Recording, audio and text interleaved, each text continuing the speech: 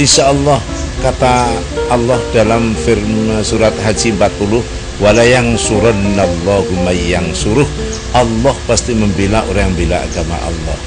Dulu Syekh Hidayatullah dengan sultan-sultan tuh bagaimana bisa mengusir Spanyol, bisa mengusir Belanda, itu karena pembelaan kepada Allah. Nah, Qurannya tetap, Allahnya sama. Ini apa? Asal kita nawaitu membela agama Allah, saya kira Allah akan berikan pembelaan ini. Ya, selangkah demi selangkah mestinya menjadi contoh bagi pemerintah bahwa keraton sudah bisa memberikan contoh yang baik dalam upaya mengembalikan kejayaan Islam ke masa lalu. Ya, saya sangat mendukung pada Kanjeng Sultan, dan harapan saya semoga segala apa yang didasarkan dengan khidmatul ummah, pelayanan ummah, insya Allah akan mendapatkan pertolongan dari Allah Subhanahu wa Ta'ala. Melangkah ke pemikiran yang selanjutnya tentang bagaimana peran Sunan Gunung Jati atau Sunan di dalam menyebarkan Islam dan mempersatukan umat Islam khususnya dan umumnya bangsa Indonesia, yang dimana ini adalah merupakan suatu daripada cikal bakal daripada kemerdekaan Indonesia, yang sebenarnya kemerdekaan itu tidak didapat dengan begitu saja, tetapi telah dirintis oleh para wali songo. Di antara rintisan yang pertama itu pembentukan tentang masalah persatuan dan persatuan umat Islam. Saya rasa masyarakat hari ini harus memahami bahwa Islam yang dibawa oleh Sunan Gunung Jati, Syekh Syarif Hidayatullah, itu adalah Islam yang menjadi spirit untuk perubahan dan perdamaian. Spirit itu yang mulai hilang, di mana orang mengatasnamakan agama, mengatasnamakan Tuhan, lalu melakukan kekerasan terhadap sesama orang beragama dan warga negara. Nah, hal ini yang harus kembali disadarkan bahwa sungguhnya sentral dakwah agama dan budaya sekaligus, budaya yang lemah lembut, budaya yang toleransi itu ada di keraton. Dan keraton Kasepuhan hari ini menjadi harapan dan pertaruhan terakhir untuk adanya Indonesia. Jadi saya berharap saya bagian dari yang dididik, dibimbing oleh Sultan Sepuh Arif dan almarhum Sultan Sepuh dulu, tentu sangat berharap bahwa silaturahmi seperti ini menggugah kembali kesadaran masyarakat bahwa Indonesia lahir dari sebuah perjuangan panjang para wali. Tentunya ini suatu kewajiban yang harus ditanamkan kepada anak-anak bangsa Indonesia, yang tentunya harus tahu sejarah negaranya, sejarah lingkungannya, yang dimana kebetulan kita di wilayah Cirebon, yang tentunya juga harus tahu sejarah yang kaitan dengan kesultanan, kesepuhan yang ada di Cirebon dan kerajaan-kerajaan yang lain. Tentunya kami dari pesantren, keluarga besar pesantren Al-Islam, sangat mendukung sekali apa yang dianjurkan oleh Bapak Pangeran Arif yang kunjung ke Al-Islam ini dengan ajakan yang sangat mulia, yang tentunya ini harus kita jawab sebagai kegiatan kita dalam rangka meningkatkan pendidikan dan pengajaran bangsa. Allahu Akbar, walillahil hamd. Allah Maha Besar, Maha Besar. Allah, Allah Maha Besar. Allah Maha Besar, Maha Besar.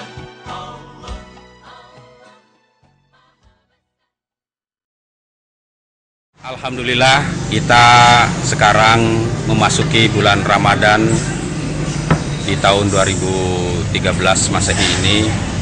Mudah-mudahan kita diberi kekuatan dan juga diberi petunjuk di dalam menjalankan ibadah Ramadan ini.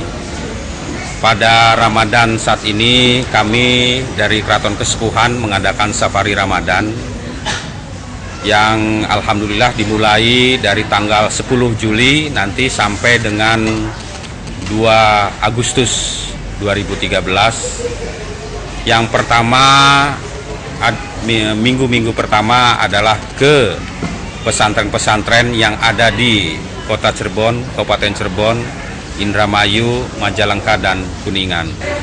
Maksud dan tujuannya pertama ke pesantren-pesantren adalah untuk silaturahim di mana kita ketahui bahwa didirikannya Kesultanan Cirebon atau kita kenal Keraton Kasepuhan sekarang adalah misi utamanya oleh Syekh Syarif Hidayatullah Sunan Gunung Jati adalah syiar Islam. Nah, yang sekarang menjalankan syiar Islam adalah di pondok-pondok pesantren, para kiai, para alim ulama, dan juga tokoh-tokoh agama Islam. Oleh karena itulah tentunya kami sebagai warga Cirebon, sebagai penerus dari Syekh Syarif Hidayatullah Sunan Gunung Jati, menghaturkan terima kasih yang sebesar-besarnya kepada para alim ulama, para kiai, para tokoh agama Islam yang telah melaksanakan amanat Syekh Syarif Hidayatullah Sunan Gunung Jati, ingsun titip tajub lan fakir miskin. Tajub berarti kita harus mengutamakan akhlak yang baik. Fakir miskin adalah kita harus peduli terhadap sesama manusia.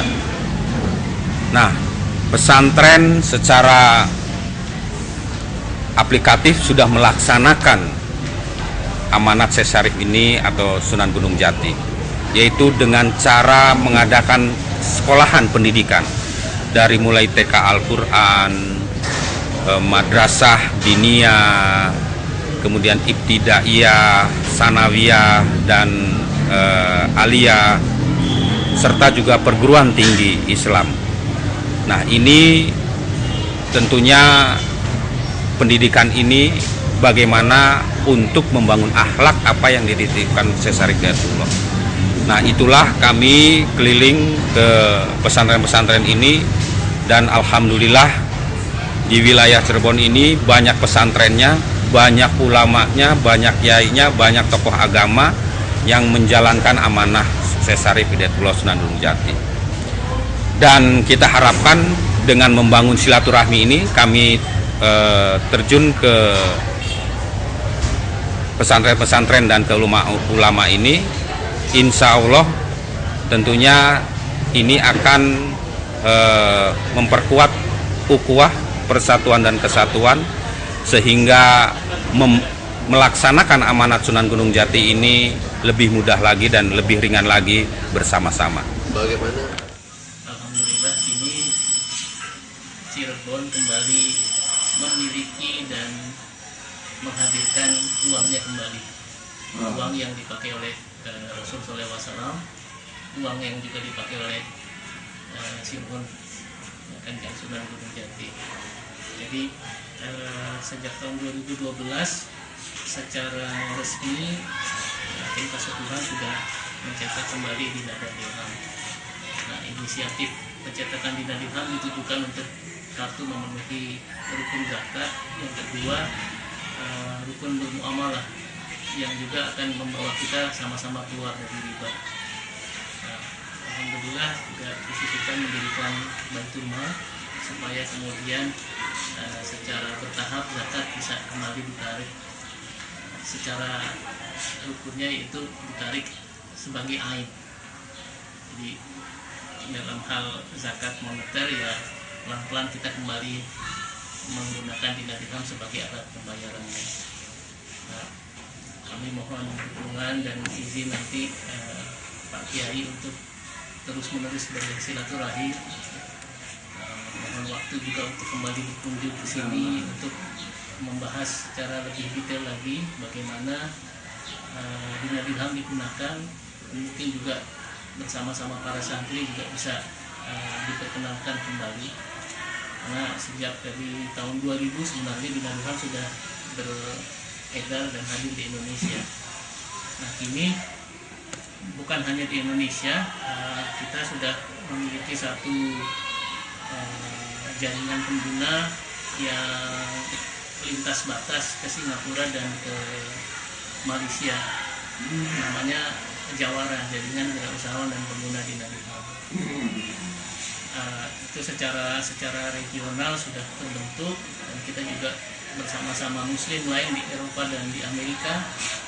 Terakhir beberapa minggu yang lalu sosialisasi di Perancis untuk pertama kalinya lakukan secara agak besar. Dan dirhamnya Gusti Sultan sudah mulai pelan-pelan dibelanjakan di sana. Jadi ada satu toko sekarang yang sudah menerima dirham di Perancis, di Malaysia dan di Singapura sudah ada cukup banyak, dan bahkan sebagian besar di Malaysia penggunanya adalah orang Tionghoa non Muslim.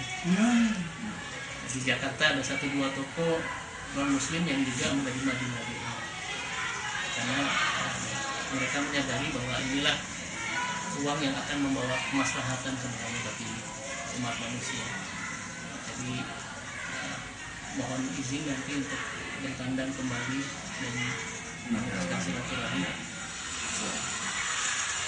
Contohnya di dua tulen di satu hitam. Ini ditutup plastik. Kurang dikit. Mangga di Itu bisa dibuka. bisa buka. Maaf, Bunda. Jadi tidak kena yang plastik.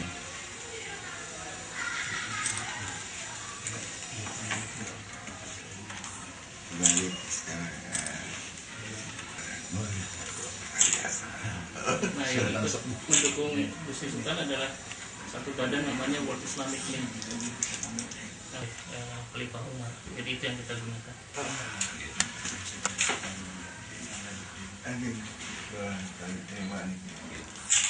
Iki hasil penelitian Profesor Dadan Wildan. Sampun pinten-pinten gitu. Sangat setuju kalau kemudian keraton melakukan revitalisasi, karena sesungguhnya kalau saya baca pesan dari Sunan Gunung Jati, ingsun titip tajuk dan fakir miskin.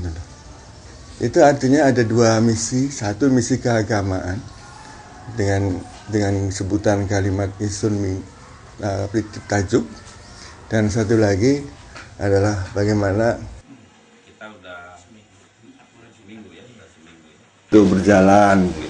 Nah, ini beliau ini terus melanjutkan cita-cita dari ayahandanya, dan saya terus terang waktu itu sampai membentuk plasma yang bisa sentuhan-sentuhan yang bisa dilakukan oleh keraton ini kepada masyarakat di sekitar Cirebon ini. Saya sangat mendukung kalau kemudian muncul ide, dan bahkan saya lihat sudah ada langkah-langkah yang dilakukan untuk mewujudkan cita-cita yang 2 ini. Cita-cita untuk bagaimana keraton sebagai pusat keagamaan dan bagaimana keraton sebagai pusat untuk mensejahterakan masyarakat. Melalui program-program yang sekarang sudah dilakukan, saya sesungguhnya optimis bahwa apa yang dicita-citakan mudah-mudahan akan mendapatkan dukungan dari masyarakat. Karena mungkin butuh waktu untuk bagaimana mensosialisasikan tujuan dari keraton ini. Maka saya setuju kalau kemudian dilakukan secara pendekatan kepada tokoh-tokoh masyarakat seperti ini. Karena ini adalah merupakan simbol-simbol masyarakat yang akan dengan sangat mudah kita bertemu dengan mereka, dan pada saatnya kita akan bisa melakukan sosialisasi tentang ini. Ya, sesungguhnya masyarakat itu sangat gampang untuk kita ajak, Pak. Dan pendekatan yang kita lakukan juga di sana masyarakat itu membentuk sebuah kelompok-kelompok, baik itu kelompok keagamaan, dan orang Arjawinan menyebutnya ada jamiah Pak, jamiah Yasin, jamiah Marhaban, jamiah Selawatan. Nah, itu pendekatan melalui itu ada pengalaman yang pernah saya lakukan dulu itu ketika kita membangun BPL Syarifiyatullah itu. Salah satunya saya sudah ada jaringannya. Nah, kita isi di samping kegiatan-kegiatan rutinitas keagamaan, baca Yasin, Muhammad, itu juga kita kenalkan BPR Syariah. Gitu. Nah, Sehingga lahir dari kelompok-kelompok yang berawal dari kegiatan agama itu, kemudian mereka melakukan aktivitas ekonomi. Satu contoh saya masih ingat di Ciwaringin itu ada kelompok.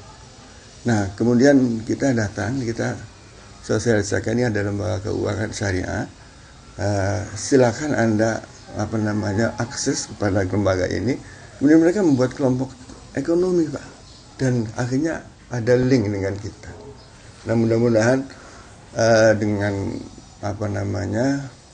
kembali seperti ketika Sultan dulu atau Syarif Hidayatullah dulu itu pesan Istun Titip Tajuk dan fakir miskin itu akhirnya akan terwujud dengan upaya ini. Insya Allah, Pak. Saya dukung 100%.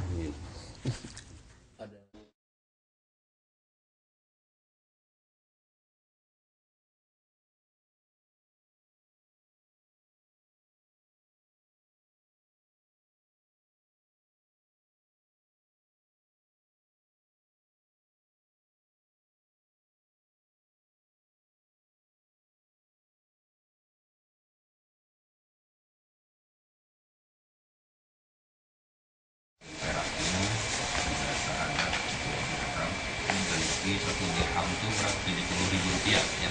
Iya. Rupiah. Kamera mau foto?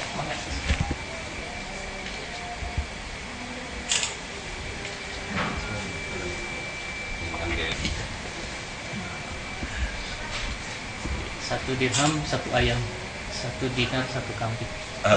Jangan Nabi dulu. Dan terbukti sampai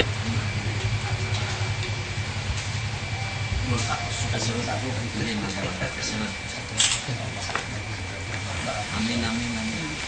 Di pamit lajeng tenggedongan datang penerimaan langsane sanese sigan sunai kirang saged menghormati ingkang layak setunggal malik banyak agi pamit dan langsung paling aturaken pesuhun tindak mugi-mugi kebersamaan itu terus terjalin sampai begitu datang dinten kiamat mungkin amin.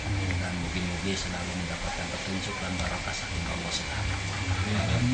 Mugi-mugi mani ngaturaken pesuhun pindah pesuhun sama-sama.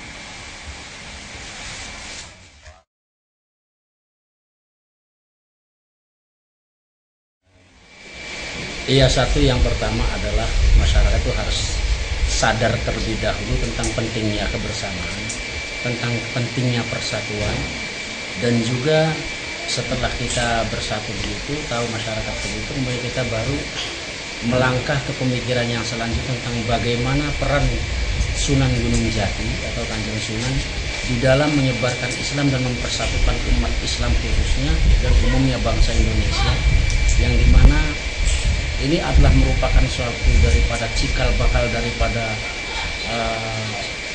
kemerdekaan Indonesia, yang sebenarnya kemerdekaan itu tidak didapat dengan begitu saja, akan tetapi telah dirintis oleh para wali songo.